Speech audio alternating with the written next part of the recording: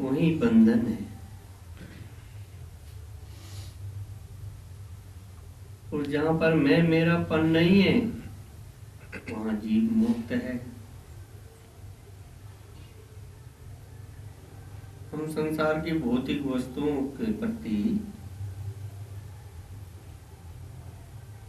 आकर्षित होकर के उनकी प्राप्ति के लिए यत्न करते हैं, उसके लिए पुरुषार्थ करते हैं।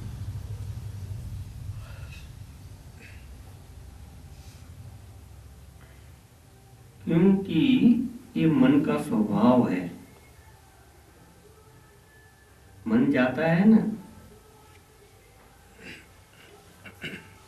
हर किसी की इच्छा होती है कि मेरे पास अच्छा मकान भी हो, 4 पैसे भी हो,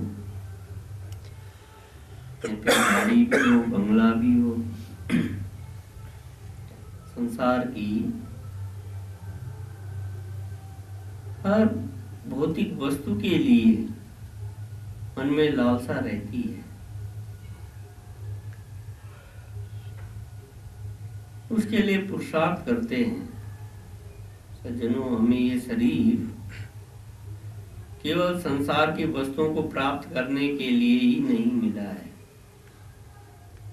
हमारा असली पुरुषार्थ होना चाहिए अपने स्वरूप का अनुभव।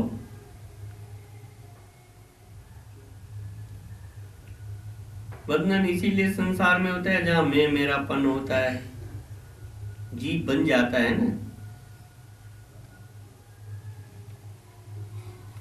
क्योंकि संसार मिथ्या है,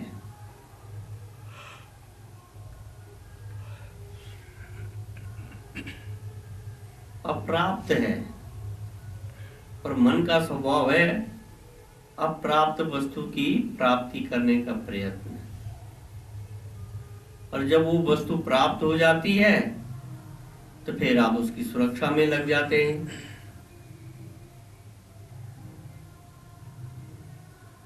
पहले मोह होता है, किसी वस्तु के प्रति मोह हुआ, राग हो जाता है। जब वो वस्तु प्राप्त हो जाती है तो फिर ममता पैदा हो जाती है। नहीं, अभी वस्तु मेरे पास बनी रहे, मेरे से कभी बिछड़े ना।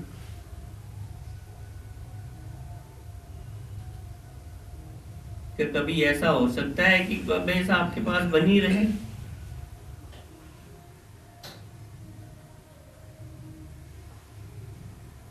तो उसमें जो मोह ममता हो जाती है वही बंधन का कारण बन जाती है। क्योंकि उसका चिंतन करते करते हमारे चित्त में उसके संस्कार पड़ जाते हैं। और संस्कारी तो हमारे साथ जाते हैं ना। जब जीव जाता है शरीर से तो उसमें एक चित्त भी है।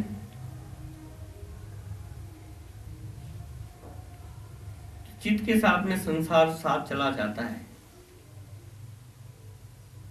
इसीलिए एक शास्त्र कहता है चित्तमेव संसारा तथा राग देशो व्यवस्थितो। चित्त में मोह ममता जाती है, राग देश जाते हैं।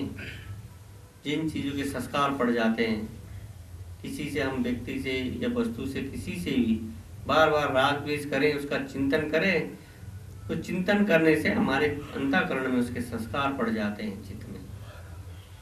इसीलिए कई बार लोग बोलते हैं अरे भाई मरने के बाद तो कर्मों का लेखा जोखा चित्रगुप्त देखता है। सज्जनों, चित्रगुप्त नाम का कोई वस्तु नहीं है। आपका चित्त ही आपका चित्रगुप्त है। क्योंकि उसमें संस्कार पड़ गए हैं ना। इसलिए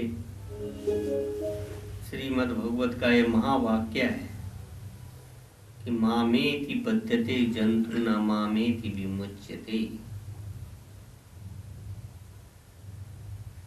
जहां पर मैं मेरापन है वहीं पर बंधन है, जहां पर मैं मेरापन नहीं है वहां पर बंधन नहीं है। संसार की आसक्ति ही हमारे लिए बंधन का कारण है।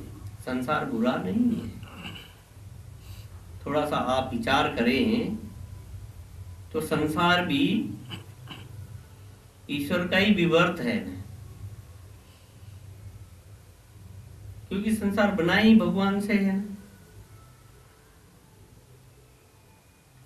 ईश्वर ने जब सृष्टि की रचना की तो बाहर कहीं से कोई सामग्री नहीं लाया वो ईश्वर, केवल एक संकल्प मात्र किया। जब उस निर्गुण निराकार ब्रह्म में स्पंद हुआ, सृष्टि की रचना के लिए संकल्प किया। क्या संकल्प किया ना? एको हम बहुश्याम। वो ईश्वरी सब कुछ बन गया। हम संसार में कोई मकान बनाते हैं या कोई और वस्तु बनाते हैं, कारपेंटर है, वो एक मेज बनाता है या कुर्सी बनाता है, उसके लिए पहले सामग्री इकट्ठी करता है ना। पहले लकड़ी का इंतजाम करेगा, औजारों का इंतजाम करेगा, फिर कीले ले आएगा, फिर उसको बनाएगा। इसी तरह कुम्हार है,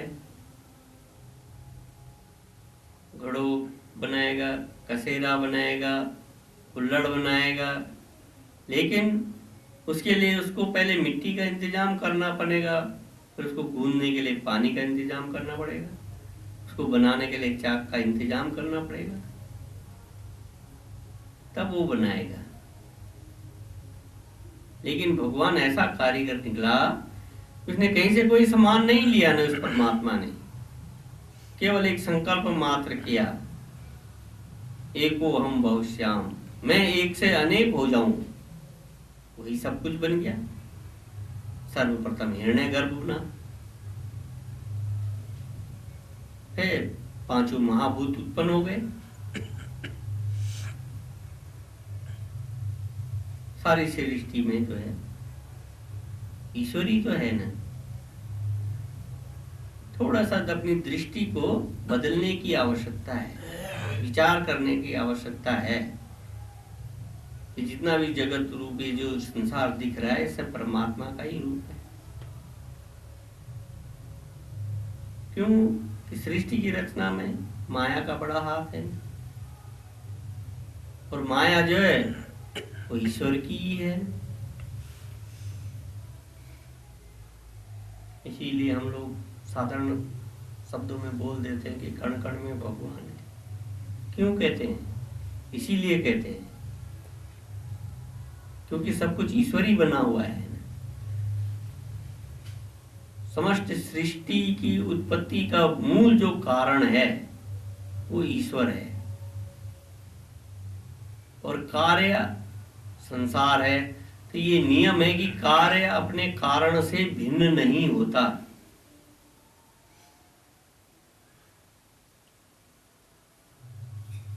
बाकी हमारे शरीर हैं, शरीर हमको कर्म फल भोगने के लिए मिलते हैं।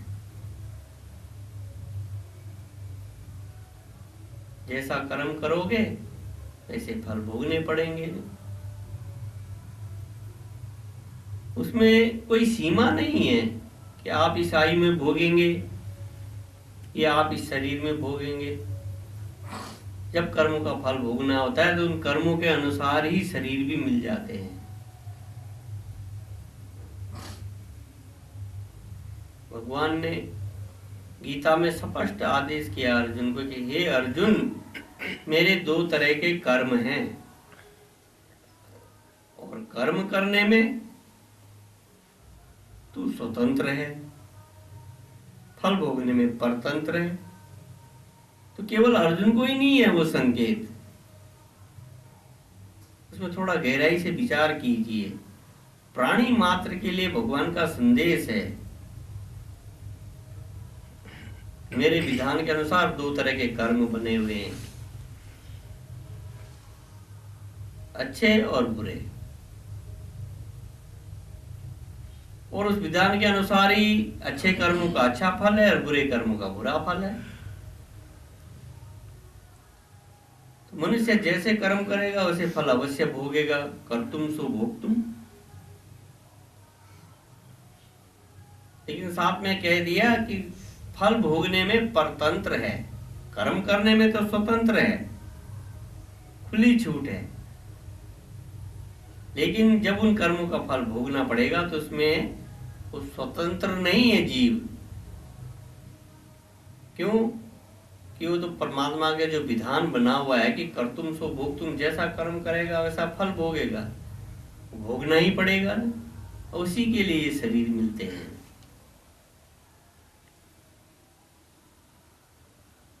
भगवान राम को जब वैराग्य हुआ तो उन्होंने, जब वशिष्ठ महाराज जी ने उनको ज्ञान दिया तो उन्होंने, राम जी ने यही तो प्रश्न किया, महाराज जी आप जिसको देव देव विधाता या भगवान बोलते हैं वो क्या चीज है? कहे राम जी, देव नाम की या भाग्य नाम की कोई चीज नहीं है। तुम्हारे पूर्व जन्मों में किए हुए शुभ और अशुभ कर्म ही तुम्हारे देव हैं, वही तुम्हारा भाग्य है। का फिर ये शरीर क्या है कि जो तुम्हारे किए कर्म है ना, उनके फल का भोग का आयतन है नहीं, यानी माध्यम है। कोई कर्म किया है उसको भोगने के लिए कुछ तो माध्यम चाहिए ना। ईश्वर ने शरीर माध्यम बना दिए। भगवान ने कहा कि मेरे दो तरह के कर्म हैं, करने में स्वतंत्र है, फल भोगने में परतंत्र है। ये नहीं कि जब कर्मों का फल देने का समय आएगा तो उस समय तुम ये ना कह सको कि हमें तो महाराज अच्छे अच्छे कर्मों का फल दे दीजिए, बाकी कर्मों का फल किसी दूसरे और के खाते में डाल दीजिए। ये बेईमानी नहीं चलेगी। जैसा किया है वैसा भोगना ही पड़ेगा। इसीलिए महापुरुष कहते हैं, करने में सावधान, होने में प्रसन्न। कर्म करते हुए सावधानी बरतिए, उसका जैसा फल मिलेगा उसमें प्रसन्न रहिए। अच्छे कर्म में अच्छा फल मिलेगा, बुरे कर्म में तो दुख सुख मिलेगा ही मिलेगा। शरीर मिला ही दुख सुख भोगने के लिए है। और जब वो कर्म फल मिलेगा और उसको भोग लोगे तो वो जो कर्म है वो समाप्त हो जाएंगे। आगे के लिए आपका रास्ता फिर साफ है। कभी कभी साधक लोग पद भ्रष्ट हो जाते हैं,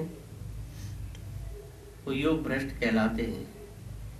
लेकिन भगवान के निमित्त किया हुआ कोई भी कार्य, भजन, साधन कभी व्यर्थ नहीं जाता।